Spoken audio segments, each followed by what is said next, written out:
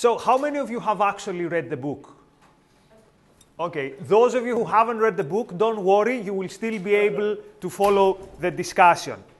So, and this is a book that I encourage you to read no matter what your interest is. It sounds like a political thriller, but it's not only a political thriller. It gives us some very interesting insights on the culture of today. And as with all of Houellebecq's books, the protagonists are quite interesting archetypes. So, let's imagine we're in France, and we are before presidential elections. And the country is on the line. Everything is very, very unstable. Why? Because on the second round, we've got the National Front, predictable, of Marine Le Pen, but also a new party, the Muslim Brotherhood, which is led by a charismatic, moderate Muslim. And it manages to get to the second round, and it has some good chances of winning. So now, France is in existential crisis. Europe is in existential crisis.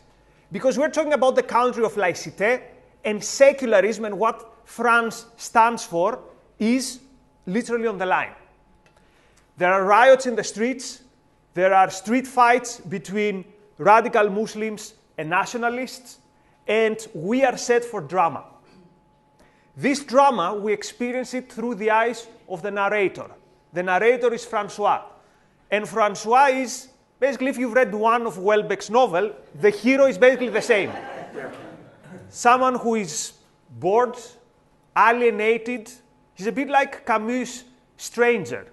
Or he's a bit like Nietzsche's Last Man. Unheroic, uninspiring, unmotivated. The way Francois describes himself is, quote, "I'm thoroughly disgusted with my life. I am sick of myself, but so far from changing my ways." Disgusted with his life, but so far from changing his ways. So what we have in the hero is frustration without agency. And that's why I think he's a very interesting archetype. He reminds me a lot of the internet Twitter warrior, or the incel, or many other of the figures that we see in the culture war. Frustration, but at the same time, I cannot change anything. I feel like I'm imprisoned. So, how does he experience all this political chaos around him? Not very strongly, except for one thing. Francois has a lot of trouble finding romantic or sexual fulfillment, but there is this one girl that managed to give him some sexual kind of satisfaction. But she's a Jew. And she says that she thinks that a country which is somewhere between the nationalists and the Muslim Brotherhood is not a great place to be. So she jumps on an airplane and goes back to Israel. So this is the only way he kind of perceives this historical change around him having an impact on his life. Otherwise, he's completely untouched by it. So his profession is that he's a scholar, he's a university lecturer, and he's obsessed with a French author from the 19th century called, and I hope I pronounce him well, Joris Karl Huysmans, yes. So Huysmans, in a way, is his soulmate from a different era, because Huysmans is also alienated, is also a misanthrope, is also pessimist, and he's looking for redemption.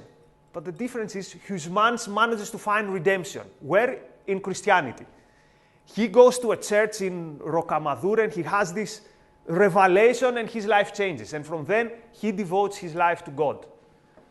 And Francois, our narrator, tries to do the same thing. Goes to Rocamadour, it's like, is it gonna come? Nothing. The same way that he cannot get fulfillment or satisfaction from sex, he cannot get it from religion. Why? Because it's like, there's nothing here. There's nothing happening inside him.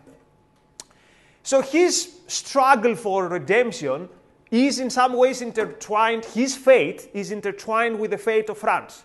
So what's going to happen then in this historic and fatal second round of the French election? And what happens is the unthinkable.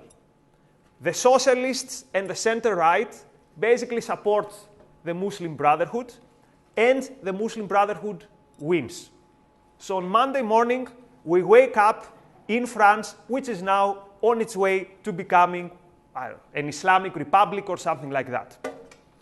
So you see this and you say, oh my God, this is going to be such a huge change. Like, I mean, this Trump and Brexit was nothing in front of that. This is going to be huge. This is going to be the event that we've all been expecting. I mean, a bad event, but an event. But Houellebecq notices that we live in times that nothing really great happens. Like, was Trump's victory such a historical thing after all? Like the day after? Was Brexit the revolution that we all expected it would be? Not really. So the day after in France is, some things have changed. The main thing that has changed is education, because the Muslim Brotherhood has a lot of money from Saudi Arabia, so they buy off all the universities and they turn them to religious institutions. The left is happy with that. More money to education. I mean, it's not that they have any particular vision for education, so they're okay with that.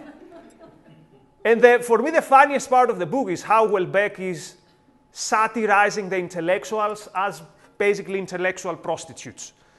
So one day our hero receives a check from the university which says, thank you very much for your services. We wish you luck. You can go to a private university. You don't fit in our curriculum.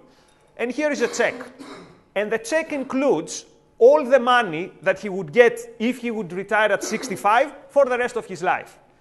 And our hero realizes that the authorities are bribing every single academic with loads and loads of money. And he thinks, oh, the Saudis are probably doing this to buy off the intellectuals because otherwise they would revolt. But what a waste of money, because no one would revolt anyway, because they're not capable of anything like a revolt. So Houellebecq has a lot of vitriol for academics and for intellectuals. So at that point, you read the book and you think, Houellebecq is giving us a warning about Europe being taken over by the Muslims, with the left being the accomplice. And that's what most people think, and that's why they say he's an Islamophobe. He's like, how they call it, he's dog whistling to the racist and to the far right. Except that Houellebecq is not doing this at all. Because here comes the biggest plot twist, philosophical plot twist in the book, which is that the reaction by the conservatives, the radical conservatives, the nationalists, the traditionalists, do they take up in arms and go to fight the Islamists? Soon they realize, wait a minute, we're supposed to hate the Islamists, but we hate the woke, the Muslims hate the woke. We hate feminism, the Muslims hate feminism. We hate liberal atheism, Muslims hate liberal atheism. Could it be that these Muslims are our way to everything that we've expected, to do everything that we stand for? So slowly, the conservative, let's say the radical conservative protagonists of the book come to the realization that Islam is the best vehicle for some kind of moral order to return to the West. That Islam is not only willing to do so, but Islam is dynamic, as opposed to Christianity, which is old and boring. And Islam takes these things seriously. And other people take Islam seriously. I mean, if you piss off the Pope, who cares? Like, it's a joke. If you piss off Islam, if you piss off Muslim Brotherhood, you worry. You don't want to be there. So Houellebecq is basically making the case that this return to order and this return to meaning is not going to come from Christianity, but what if it comes from supposedly the biggest enemy who is at the gates, which is Islam? And what about other parts of society that are frustrated by the lack of meaning? Take, for example, young men. We keep hearing young men are left behind, they can't find a girlfriend, they watch Jordan Peterson videos, they take online courses on pickup and game. But what if Islam is also the answer for them? One wife for each one of you. Oh, more! 3 wives for each one of you. Some of them very, very young. And if you can handle it, more. So, again, these previously alienated parts are like, oh, we've got something here. My life now is promising to become better. And what about women? Women are left behind, right? They cannot be better off in such a society. Wait a minute, says Houellebecq. Are Muslim women really, really as bad as we think? I mean, okay, they wear a veil and maybe a burqa, but they spend their day out shopping, they have children. And then, in one of the most memorable parts of the book, she says, when they return home, they throw away their veil, they put on, and he says they are transformed to these birds of paradise. They put on this kind of sexy underwear, and they say, now this is my realm of seduction, my realm of eroticism. Whereas, in Houellebecq's eyes, what is the life of a Western, modern, liberal woman? You have to dress in these uncomfortable heels, spend all day in a career you probably hate, you're probably childless, and then you return home and you're so tired, you throw your, quote, sexy clothes and you put baggy pajamas and there's zero energy for seduction and you spend basically your night with Netflix, wine, and antidepressants. So, could it be that even for women, even for this tradcon kind of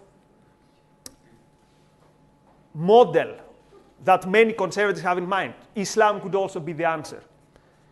Now, you read this and you wonder, is he sarcastic or does he really mean it? Will Islam be the answer for kind of the last alienated man to find meaning? So, if we follow our hero, Francois, at the end of the book, he decides it's time for me to convert to Islam. He doesn't get any spiritual fulfillment, though. But he puts it down and says, look, they're going to pay me a lot of money. I'm going to have 3 wives. I'm going to do whatever I want. Maybe Islam is a solution for me. But it's as dry as speaking, I don't know, from a catalog on what food to eat. So it proves his conversion, as opposed to Wisman's, proves quite a shallow experience. So this is basically what's happening in the book. So why is the book, I think, important? I think it's because Houellebecq hits on 2 nerves. The one nerve is this counterclimactic way that the day after the taking over of the Muslim Brotherhood is. So why is this counterclimactic? Because, and this is a sympathetic reading which I'm doing, that probably he's saying, look, the West has already fallen from within. It's not that the Muslim Brotherhood is going to come and it's going to change everything and it's going to destroy the West. The West is already destroyed. It's like a tree trunk which is shallow and there's a lightning breaking it, but it was already broken. So what's the big point? The gates were already open. And the second thing, which I think is I hope it's his irony and he doesn't mean it, it's when he says that, well, conservatives, maybe they're going to fit in well with the Islamists. So basically, he's mocking his own crew. He's mocking his own milieu. He's saying, look, conservatives and traditionalists, we're not fit up for the fight. Actually, we're so empty that don't be surprised if you find the Islamists being your friends. And I mean, you could say this is his Houellebecq's fantasy and this would never happen. But let me remind you one interesting kind of moment in history. So last August, the Taliban entered Kabul. What a big shock. It was a moment where if you care about West, the Enlightenment, whatever, you should be on shock. If you'd see most of the culture warriors of the right on Twitter, they were mostly laughing. They were saying, haha, look, I don't see any masks in Kabul. Haha, there's not going to be any more gender studies in Kabul. Oh, haha, these hoes now are going to have to cover up. So it's almost as if they felt not at home, but it was like, oh, this is a breath of fresh air from this quote of woke decline of the West. Or see how many radical conservatives today in the States, particularly Trumpites, are Putin's useful idiots. Again, their mode of thinking is the woke hate Putin, we hate the woke, we are sure that everything is wrong with the West is because of the woke, therefore maybe Putin is not that bad of a guy. in a way, it's a similar betrayal as the one they're doing in the book, where they say, well, maybe these guys are our friends. And it shows something. It shows that conservatism is not going to be the vehicle through which the West is going to be saved. There's a very interesting dialogue in the book where someone asks our hero, or anti-hero, they ask him, so are you for patriarchy? And he says, look, I'm not for anything, but at least patriarchy existed. And I was thinking, isn't this the typical conservative today? I don't know what I stand for, but I stand for this thing that existed. Like, make America great again. What made America great? Oh, I have no idea. But I stand for that. So this shallowness, this emptiness, this almost gesture character of the politics of conservatism, I think Houellebecq makes a great job at mocking it. And again, I hope he's mocking it and he's not saying that maybe that's the way to go. So to finish, what are we to make of Houellebecq? So, because again, most of his books is, if you've read it, is like nothing actually happens throughout the book. It's fun reading it, but you wonder, what's happening here? I have all his books in Kindle, and sometimes I wonder, did I buy a wrong edition? Like, the book stops, and like there's no climax, there's nothing that has happened. And yet I cannot stop reading him. Ayn Rand has a brilliant quote about Dostoevsky. She says, reading Dostoevsky is like entering a chamber of horrors, but with a powerful guide. With Houellebecq, I think you're entering this kind of realm of nothingness, of decline, of stasis, but he's like an entertaining companion in telling you stories about this era of hollowness and this era of nothing happening. So there was a talk here about modernism earlier, and there's this famous modernist line by Eliot which says, this is how the world ends, not with a bang, but with a whim. With Houellebecq, the world ends with a shrug. It's like the world is ending, but who cares? And in real life, he was asked by a journalist, so who are you? What are you for? So you're an atheist, but you write about religion. He says, I'm an atheist / agnostic, but he said, but also I'm a Catholic, in the sense that I express the horror of a world without God. The horror of a world without God. Why horror? Because Houellebecq has given up anything that could alleviate this horror. He doesn't believe in agency, or if he does, he makes a good job in hiding it, because none of his heroes has agency in any of the books. There's only things happening to them. They don't do anything, they don't take initiative. See our hero here. The love of his life went to Israel. Basically, he doesn't do anything. It's not that he's super busy. He doesn't even think of, I can jump on an airplane and go and find her. It's like, I miss her so much. Well, I guess, she's gone. No agency, no action at all. But also, think about this line which is so popular among, again, reactionaries and conservatives today. Life is suffering. Jordan Peterson has even made it a meme. Life is suffering.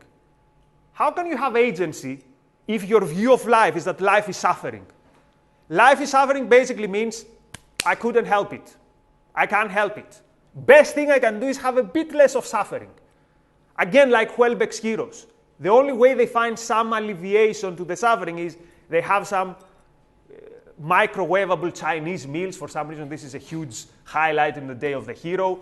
Or every now and then, a semi-decent erection with a prostitute, because all of Houellebecq's heroes also have kind of sexual gratification issues. So this is as good as life can get. Life is suffering. And again, if this is your view of the world, you cannot expect anything better than what you get with Houellebecq. Nothingness or submission. Submission to someone who actually stands for something. Something bad, but they stand for something. So, to finish, there's this philosopher that I like, and he has this line, who says the worse the common future, the more it should motivate its opponents. So the worse the future, the more you should motivate to do stuff. With Houellebecq, it's the opposite. The worse the upcoming future, the more you should say, well, what can we do? And I think we should say no. We should see Houellebecq's heroes and say, we're not going to be that guy. Whatever this guy is doing, we're going to be different. We're going to have agency, and we're not going to give up the future. Thanks.